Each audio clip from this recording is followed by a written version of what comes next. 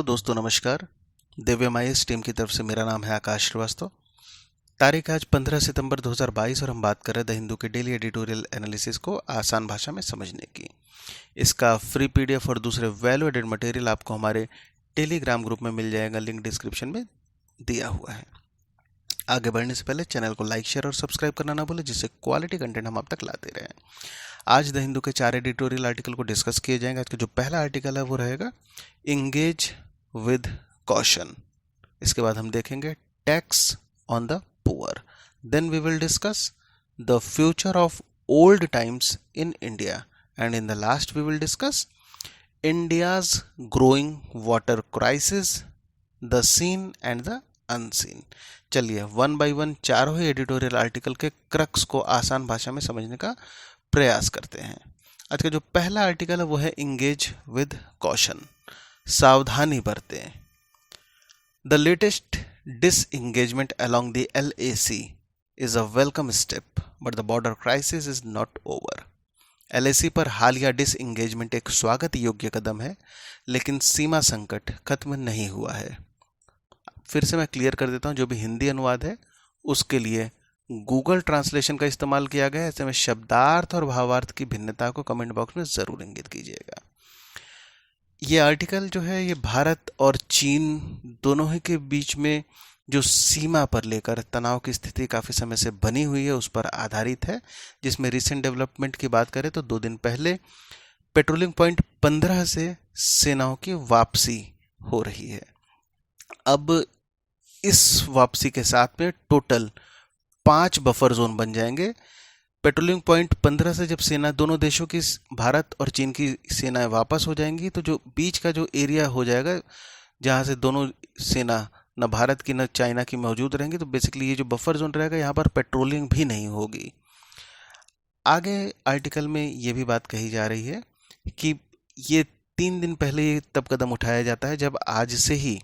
SCO सम्मेलन, Shanghai cooperation organisation का सम्मेलन उज्बेकिस्तान में होगा, जहां पर उम्मीद की जा रही है दोनों ही देशों के, जो भारत की तरफ से नरेंद्र मोदी जी, चीन की तरफ से शी जिनपिंग जी की मुलाकात हो सकती है। हालांकि दोनों ही देशों की जो सरकारी मीडिया है, नहीं इस बात पर अभी किसी ने पुष्टि की है कि ऐसी मुलाकात संभव है, नहीं किसी बात से इनकार किया गया है। इसके अलावा इसी वर्ष के अंत तक में G20 शिखर सम्मेलन भी होगा, वहां पर भी दोनों ही राष्ट्राध्यक्ष की मुलाकात संभव है। और लगभग 2.5 वर्ष से ऊपर का समय बीत चुका है जब से बॉर्डर पर टेंशन था भारत और चीन के बीच में। तब से नरेंद्र मोदी जी और शी जिनपिंग जी की कोई भी मुलाकातें नहीं हुई है। हालांकि बात की जाए तो 2014 से 2019 के बीच की तो लगभग 18 बार दोनों ही लीडर मिल चुके थे। अब आगे आर्टिकल में ये भी बात कही जा रही है कि अभी जो ये डिसएंगेजमेंट का रिसेंट कदम उठाया गया है दोनों ही देशों के द्वारा, स्पेशली चाइना की जब बात करते हैं तो भारत को इससे काफ़ी सावधानी बरत के अपने कदम को आगे बढ़ाना चाहिए, क्योंकि एक तरफ चाइना डिसएंगेजमेंट का मुखौटा धारण किए हुए है, तो दूसरी तरफ जो बॉर्डर के आसपास जो इंफ्रास्ट्रक्चर है लगातार चीन उसको और ज़्यादा डेवलप कर रहा है। निश्चित तौर पर बॉर्डर के नज़दीक जितना ज़्यादा इंफ्रास्ट्रक्चर डेवलप होगा उतना ही logistic help in situation of emergency चीन को मुहैया होगा, और वो उनके जो सोल्जर है उनके लिए बेनिफिट करेगा। ऐसे में जो ये रीसेंट डिसएंगेजमेंट है निश्चित तौर पर एक सराहनीय कदम है, लेकिन इससे बिल्कुल इस बात का आकलन नहीं करना चाहिए कि भारत और चीन के बीच में जो सीमा संकट है वो खत्म हो चुका है। अगले आर्टिकल की हम बात करते हैं टैक्स ऑन पुअर, गरीबों पर tax. Inflation disproportionately affects the economically weaker section. मुद्रास्फीति आर्थिक रूप से कमजोर वर्गों को असमान रूप से प्रभावित करती है। बेसिकली जो आर्टिकल है वो पूरा इस बात पर केंद्रित है किस तरीके से जो मुद्रास्फीति अथवा महंगाई है वो बढ़ रही है हालांकि आंकड़ों की बात करते हैं तो कुछ महीनों में कई सारे आंकड़े बता रहे हैं कि अभी रिसेंट में थोड़ा सा ये कम होती दिख रही है। हालांकि अब चूंकि इस बार जो खरीफ फसलें हैं वो भी प्रभावित होंगी, जो मानसून है वो अनइवन है, ऐसे में जो सरकार के द्वारा कई सारे एफर्ट भी किए जा रहे हैं जिससे कि जो मुद्रास्फीति है वो कंट्रोल में रहे। हालांकि आर्टिकल में ये बात पर जोर दिया जा रहा है कि जो मुद्रास्फीति अथवा महंगाई होता है उसका असर जो रिच और जो पुअर, अमीर और गरीब दोनों पर बराबर नहीं पड़ता है। निश्चित तौर पर जो गरीब होते हैं उन पर महंगाई की मार ज़्यादा पड़ती है, अथवा असर तो दोनों पर बराबर ही पड़ता है, किंतु जो अमीर व्यक्ति होते हैं उनके पास पर्याप्त कुशन होता है, पर्याप्त कवर होता है, जिससे वो जो मुद्रास्फीति की नकारात्मक असर होता है उससे इनकी स्थिति पर कोई बहुत ज़्यादा व्यापक परिवर्तन नहीं देखने को मिलता है। जबकि इसके ठीक विपरीत जो गरीब व्यक्ति होते हैं इनके पास ऐसा कोई भी सपोर्टिव कवर अथवा कुशन नहीं होता है और महंगाई के बढ़ने से इनकी पूरी आर्थिक, सामाजिक सारी ही स्थिति और ज़्यादा विषम हो जाती है। आगे आर्टिकल में ये भी बात कही जा रही है कि स्पेशली सब्जियां और जो दूध है इसके भी दाम बढ़ रहे हैं और ये जो गरीब वर्ग है उसको और बुरी तरीके से प्रभावित कर रहा है। देखिए, मुद्रा जो टैक्स या अगर हम सिंपल इन्फ्लेशन टैक्स की बात कर देते हैं, tax on poor, inflation tax, basically inflation tax जब हम बात करते हैं, इकोनॉमी का कॉन्सेप्ट है, बहुत ही ज़्यादा सरल शब्दों में अगर इसकी हम बात करें तो टैक्स अथवा कर, तो इन्फ्लेशन या मुद्रास्फीति कर जो होता है ये कोई नया टैक्स नहीं होता है। ऐसा नहीं कि गवर्नमेंट एक जब महंगाई बढ़ रही तो गवर्नमेंट की तरफ से एक नया टैक्स लगा दिया जाता है जिसका नाम इन्फ्लेशन टैक्स दे दिया जाता है, बल्कि जब महंगाई बढ़ती है तो हर चीज़, महंगाई का मतलब क्या होता है, महंगाई सिंपल ये मतलब होता है कि उसी सामान के लिए हमको अब पहले से ज़्यादा पैसे खर्च करने होते हैं। ऐसे में जो प्रत्येक जो सामान होता है, महंगाई जब बढ़ती है तो लगभग हर सामान की जो कीमत है उसमें इजाफा हो जाता है। अब ऐसे में जब सोर्स ऑफ इनकम अगर सीमित हो, स्पेशली जो निचला तबका होता है, गरीब वर्ग होता है, जिनके पास जो सोर्स ऑफ इनकम होते हैं वो सीमित होते हैं, तो जब कीमतें बढ़ने लगती हैं तो ऐसे में उनके पास चूंकि पैसे नहीं बढ़ रहे हैं पर सामान की कीमत बढ़ जा रही है, तो अब वो जितनी भी सामान खरीद पा रहे थे पहले के मुकाबले कम खरीद पाएंगे। एक तरीके का उन पर टैक्स अतिरिक्त लग जा रहा है, जो उनके पास जो ऑलरेडी जो सीमित पैसे थे, ये जो महंगाई का जो टैक्स है उसको और ज़्यादा कुतर रहा है। तो ये जो टैक्स है स्वतः ही लग जाता है जब महंगाई बढ़ती है, अमीर गरीब दोनों पर इसकी मार पड़ती है, पर चूंकि अमीर के पास पर्याप्त साधन होते हैं इसलिए उसका असर उन पर उतना देखने को नहीं मिलता है जितना जो गरीब वर्ग होता है उन पर देखने को मिल जाता है। अभी जो सर्विस सेक्टर है भारत का, उसमें भी धीमे धीमे जो डिमांड है बढ़ रही है, इसका सीधा प्रभाव देखने को मिल रहा है। पूरी सर्विस जो इंडस्ट्री है वहाँ पर भी इन्फ्लेशन देखने को मिल रहा है। इन सब के अलावा वैश्विक जो परिस्थितियां हैं वो तो इन्फ्लेशन या महंगाई, मुद्रास्फीति के लिए उत्तरदायी तो हैं ही। ऐसे में अंत में आर्टिकल में ये बात कही गई है कि जो भी नीति निर्माता हैं उनको भूतपूर्व आरबीआई गवर्नर की बात को ध्यान रखना चाहिए, जिन्होंने ये कहा था कि यदि जो सरकारें हैं वो जो भी महंगाई में बढ़ोतरी अथवा जो भी कीमतों की बढ़ोतरी होती है उस पर ही अगर सरकार अपना फोकस कर ले कि उन कीमतों को बढ़ने नहीं देना है, किसी तरीके से कंट्रोल करा जाए, या सरकार का जो फोकस होगा वो इन्फ्लेशन, महंगाई को नहीं बढ़ने दिया जाए, तो सबसे बेहतर जो गरीब कल्याण योजना अगर कोई सरकार ला सकती है तो सबसे बेहतर योजना के तौर पर यही योजना होगी अगर महंगाई बढ़ने से रोका जाए। सरल शब्दों में बात करें तो जो बहुत सारे जो गरीब कल्याण योजना सरकारें गिनाती रहती हैं उनका असर जब जो वांछित तबका है, गरीब वर्ग है, उस पर शायद उतना प्रभावशाली नहीं देखने को मिलेगा जितना कि यदि महंगाई को बढ़ने से रोक लिया जाए। नेक्स्ट आर्टिकल में अब हम बात करेंगे the future of old times in India, Bharat में पुरातन समय अथवा पुराने समय का भविष्य। Near universal social security pensions would be a good start to radical expansion of public support for elderly. लगभग सार्वभौमिक सामाजिक सुरक्षा पेंशन वर्गों के लिए सार्वजनिक समर्थन के कट्टरपंथी विस्तार के लिए एक अच्छी शुरुआत होगी। इस आर्टिकल के राइटर हैं जीन ड्रेज और एस्टर डफलो। अभी कुछ वर्ष पहले ही एस्टर डफलो, इनको इकोनॉमिक्स में नोबेल पुरस्कार मिला था, काफी चर्चित नाम रहा था। ये दूसरी महिला थी इकोनॉमिक में जिनको इस पुरस्कार से नवाजा गया था। चलिए आर्टिकल की बात करते हैं। बेसिकली आर्टिकल में बात कही जा रही है भारत में कुछ दशकों में यदि देखा जाए तो जो लाइफ एक्सपेक्टेंसी जो रेट होता है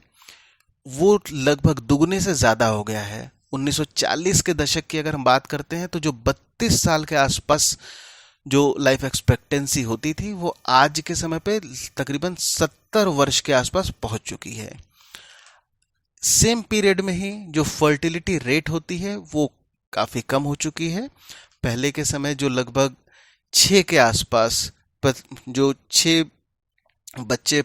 प्रति महिला की जो फर्टिलिटी रेट थी वो आज के समय पे लगभग 2 अथवा उससे भी कम के तरफ बढ़ रही है। ये बेहतर बात है भारत के लिए, पर इसके साथ ही एक नया चैलेंज जो पॉपुलेशन का जो एजिंग ऑफ पॉपुलेशन अथवा जो वृद्धावस्था या वृद्ध होती हुई जनसंख्या, इसकी समस्या देखने को मिल रही है। अथवा इसको समस्या बोलने से ज़्यादा बेहतर ये होगा कि जो वृद्ध होती जनसंख्या है उनकी देखभाल की तरफ सरकार को और ज़्यादा कदम उठाने होंगे, सरकार के साथ साथ पूरे समाज को, जिससे कि जो पॉपुलेशन है उसको वंचना का शिकार नहीं होना पड़े। आगे आर्टिकल में अब ये भी बात कही जा रही है कि 2011 जब सेंसस होता है तो लगभग 9% आबादी एल्डरली पॉपुलेशन की थी, जिसका लगभग 2036 तक दुगना 18% होने का अनुमान है। अब निश्चित तौर पर इनके भविष्य की प्लानिंग, सोशल असिस्टेंस, सब चीज़ की ज़रूरत पड़ेगी। ऐसे में ये भी एक रिपोर्ट होती है जहां पर Abdul Latif Jameel poverty action lab द्वारा और गवर्नमेंट ऑफ तमिलनाडु, एक बार और मैं फिर से इसमें अपनी तरफ से ऐड कर देता हूं कि ये दोनों राइटर जो हैं तमिलनाडु सरकार के जो इकोनॉमिक एडवाइजरी काउंसिल होती है चीफ मिनिस्टर की, एस्टर डफलो वर्तमान में उसकी हेड है और जीन ड्रेज इनके अंडर में कार्यरत भी हैं। इसलिए तमिलनाडु की बात पूरे आर्टिकल में काफ़ी ज़्यादा होने वाली है। तो बेसिकली जो स्टडी होती है गवर्नमेंट ऑफ तमिलनाडु और जयपाल की, उसमें यह पाया जाता है कि लगभग 60 वर्ष से ऊपर 30 से जो 50%, लगभग आधी, 1/3 से आधी जो आबादी होती है, सभी में जो डिप्रेशन अथवा अवसाद हैं इनके लक्षण देखने को मिलते हैं। और जो महिलाएं होती हैं उनमें डिप्रेशन के जो लक्षण हैं वो पुरुषों के मुकाबले ज़्यादा देखने को मिलते हैं और उम्र बढ़ने के साथ साथ ये गैप और बढ़ता जाता है। इसके बाद अब बात ये हो रही है कि जो ज़्यादा अवसाद की बात कही जा रही है उसमें गरीबी मुख्य कारण है, हेल्थ स्टेटस, इन सब के अलावा तेजी से जो बढ़ता हुआ अकेलापन, ये अवसाद अथवा डिप्रेशन बढ़ने का एक प्रमुख कारण बनकर उभर रहा है। और अगर अकेलेपन की भी बात करें अथवा अवसाद की ही पर्टिकुलरली बात करें तो सबसे ज़्यादा जो अकेली रह रही महिलाएं हैं, स्पेशली अगर हम बात करें जो विडो हैं, एल्डरली विडो, उनमें सबसे ज़्यादा अवसाद की भावना देखने को मिल रही है। अब ऐसे में यदि अगर यूनिवर्सल पेंशन स्कीम जैसी चीज़ें जितनी ज़्यादा प्रभावशाली तरीके से समाज में चलाई जाएंगी, उतनी ही तौर पर ये जो अवसाद है अथवा सोशल असिस्टेंस की बात करें, जो पॉपुलेशन एट अ लार्ज उनको हेल्पफुल होगा। नेक्स्ट आर्टिकल में ये बात कही जा रही है कि लगभग लगभग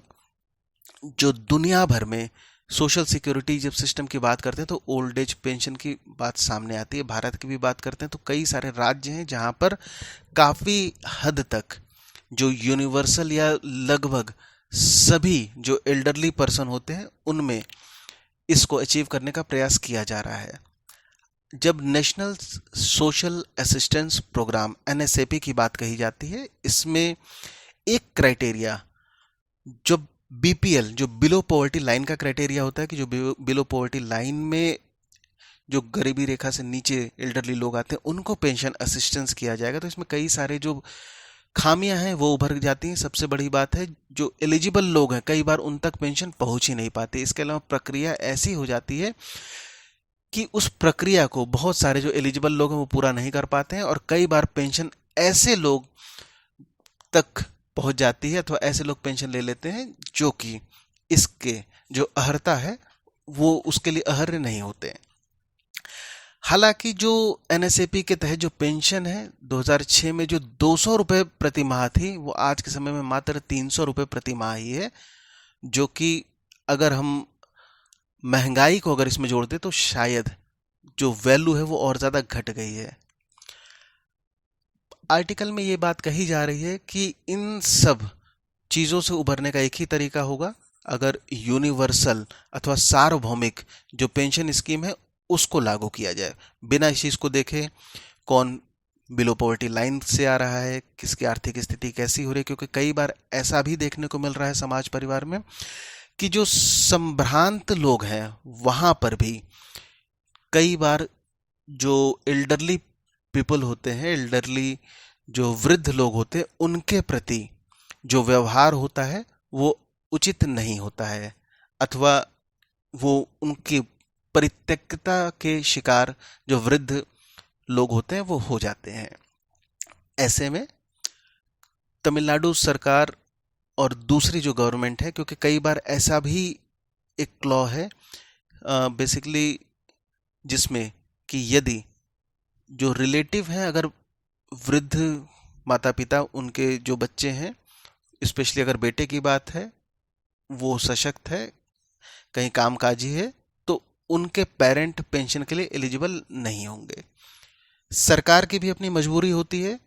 संसाधन सीमित हैं और ऐसे में जो गवर्नमेंट ऑफिशियल्स होते हैं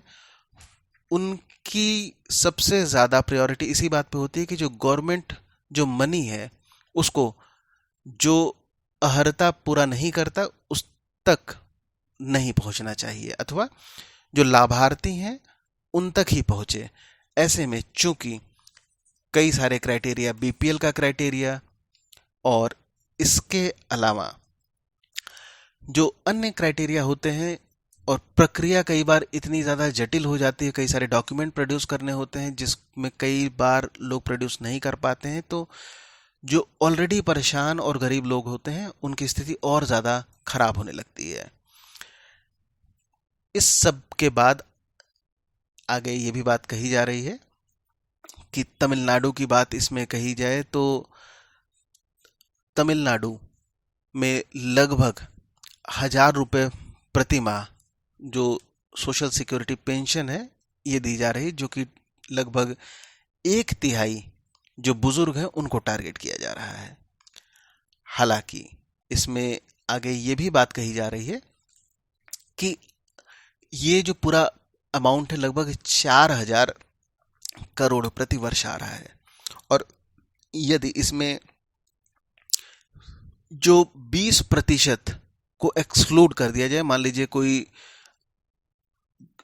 अपात्र व्यक्ति भी पेंशन ले रहा है उनको भी एक्सक्लूड करके BPL का क्राइटेरिया हटा दिया जाता है और सभी को 60 वर्ष से ऊपर के जो भी पॉपुलेशन है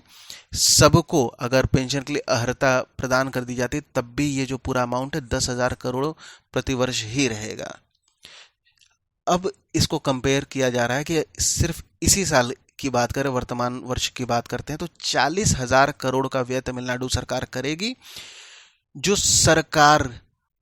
के जो रिटायरी हैं उनको उनके बेनिफिट के लिए, उनके पेंशन के लिए सरकार स्पेंड करेगी।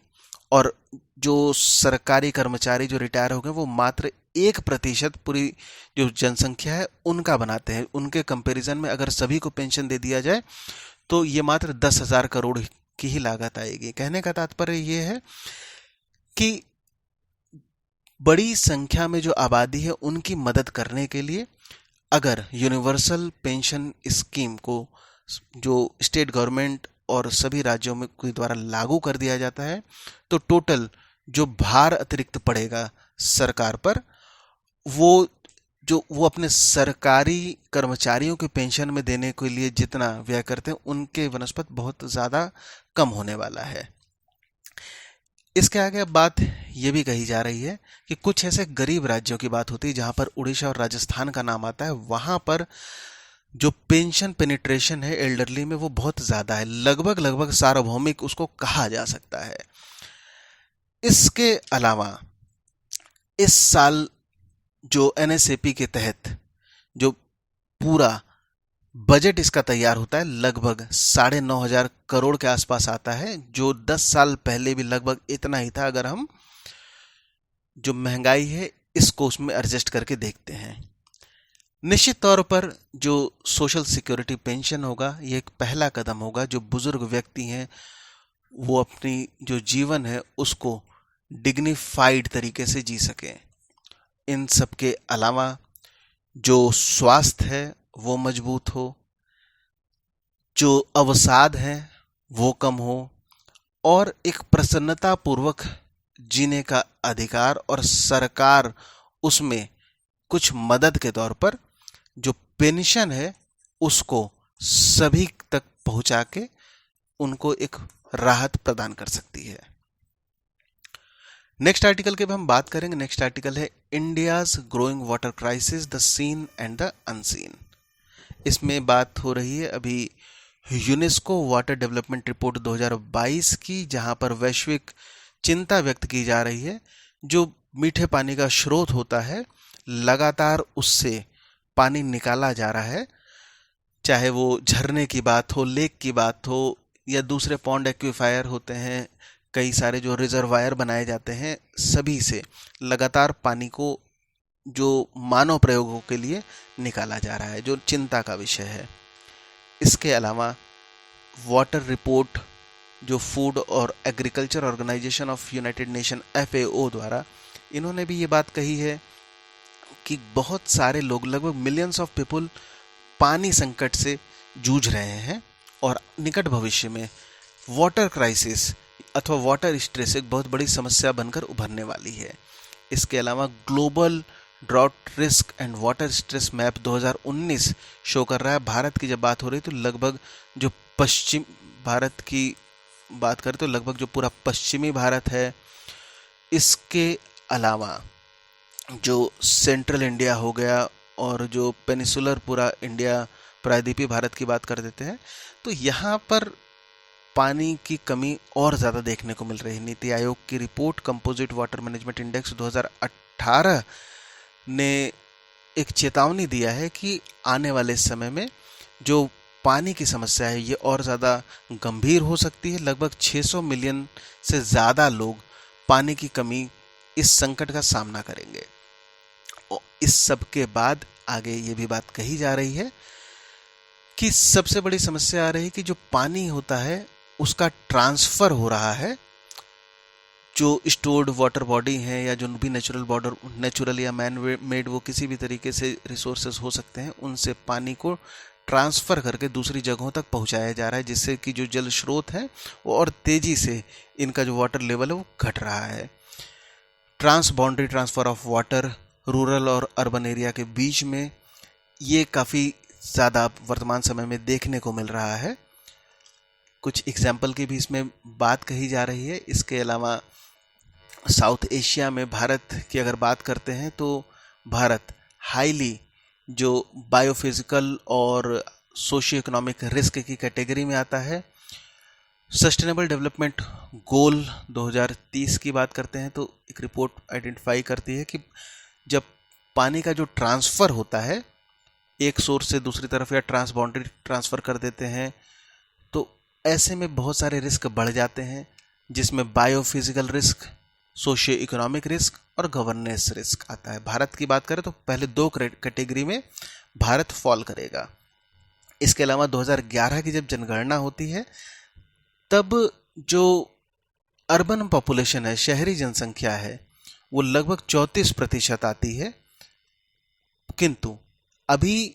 आने वाले समय में भारत में जो शहरीकरण है वो बढ़ रहा है। 2030 तक लगभग 40% की जनसंख्या हो जाएगी और लगभग 2050 तक आधी आबादी शहरों में रहने लगेगी।